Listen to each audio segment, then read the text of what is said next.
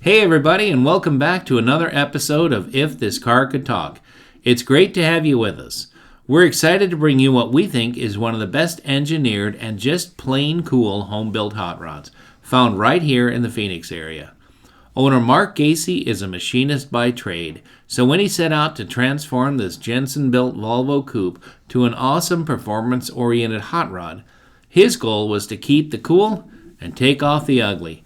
Listen to Mark's story as he tells you about the long process to finally make the Volvo roadworthy, while doing everything himself but the paint. It's possible for someone that doesn't have unlimited funds to create a one-of-a-kind performance machine. This is the essence of hot rodding, going clear back to post-World War II driveways and garages all over this great country. Now, let's go for a ride.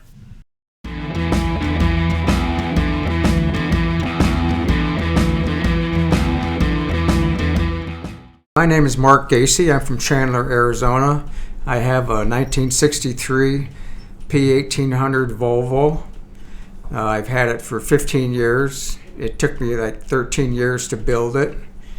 I drove it a couple of years unpainted, just bare metal, and that was a big hit. But my vision was always to see it in shiny paint, so I got it painted about 8 months ago and finished it up.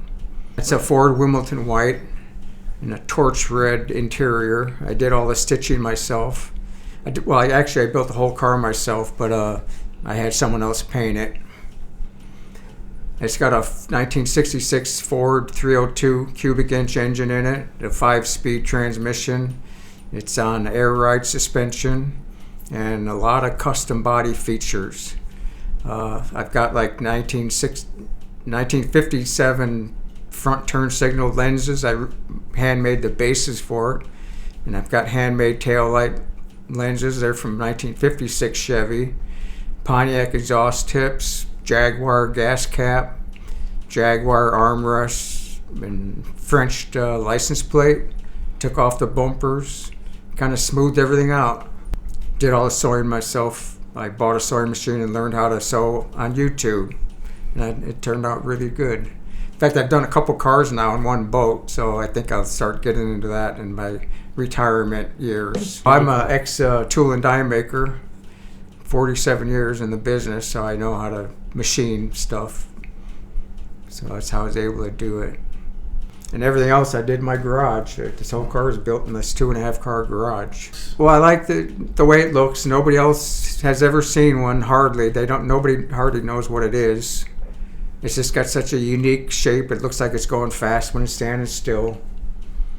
One of the people that I look up to mostly is Joe Martin from Martin Brothers Customs in Texas. And he's got this adage, he likes to take the ugly off, and that's what I try to do. I took all the ugly off of that car, and now I think it looks super sleek. I found it in Peoria, in some lady's backyard. It was just the body. It was getting ready to get restored, but it was all stripped. Everything was off of it, and it was just sitting back there getting rusted out. And I saw it on Craigslist and bought the body for like $600. And just that whole car was built from like swap meet parts. I bought the engine from a swap meet that came out of a 1966 Ford Bronco. I got the transmission out of a 1989 Ford Thunderbird turbo coupe, and just lots of eBay stuff and swap meet finds. That's probably why it took 13 years to build, but it's been a nice project. My goal was like to try to do something every night, and whatever it is, clean bolts or paint this or rebuild this. If you do something every night, you'd be surprised it doesn't take you long to redo a whole car. And if you're not afraid of making mistakes, do it yourself. The only thing you can do is fail, and you can try to do it over again. Chances are you're going to do just as well as the person that you hire to do it. I got pretty good at putting that engine in all by myself. It took about, like 6 or 7 times fitting it in, seeing exactly where I wanted it. Cut the whole firewall out. I moved it back 14 inches. I remade the transmission tunnel and off of the street light in front of my house. That's what I used to bend it. When you don't have a lot of tools, you use what you got, and that worked perfect. actually wanted to buy a Sunbeam Tiger, but they are pretty pricey. They have a small V8 in them. Carroll Shelby's developed that car. But when I started looking at them, I found that I couldn't afford one. So I saw that shape of a body for sale once down the street, and I figured, if I could find one of these bodies, and I could put a V8 in that. And I was trying to make it a perfect balanced car, not too heavy in the front with the V8 engine. So I moved the engine back, like I said, as far as I could, 14 inches. And when I took it to the scales, it weighed 52% of the weight in the front and 48 in the back. So that's damn near perfect 50-50. So it's a good handling car. It's a great looking car. And I just have lots of fun with it. It's got two-wheel disc brakes in the front. That was standard for Volvo in 1963. Disc brakes in the front and shoulder harnesses. And it's got a dual horn setup where you have a country and a city horn. So that's kind of unusual. That car was built in England. A lot of people think Volvos were only made in Sweden, but for the first 3 years they made them in England by the Jensen company made them. And after 3 years, after 6,000 cars, they moved everything to Sweden, and that's when they started making them in Sweden. And then they were called the 1800S instead of the first 3 years. They were called the P1800. Well, I'd like to take it on some long trips, to California. I had a GTO once, and every year we'd go to a big GTO meet in California, Manhattan Beach and that. So I missed doing those trips, so I want to start doing that.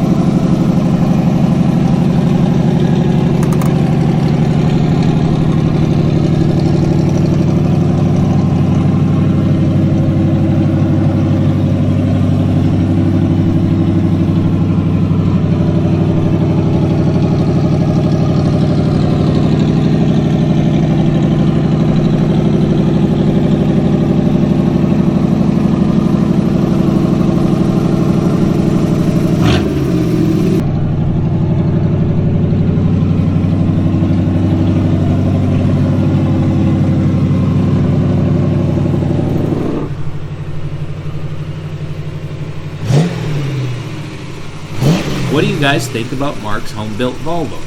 Let us know in the comments. We really appreciate you watching, and if you enjoyed this episode, check out some of our similarly themed videos from the past, conveniently linked below. Be sure to give this one the thumbs up, share it with others that will dig this car, and subscribe if you don't already. Next week, we're bringing you a car from the same year as this Volvo, 1963. However, this automobile is worlds apart different than a P1800. It's a stunningly restored 1963 Cadillac Coupe de Ville, and you don't want to miss this one. You're sure to love it. Thanks for watching, and remember, please be careful out there.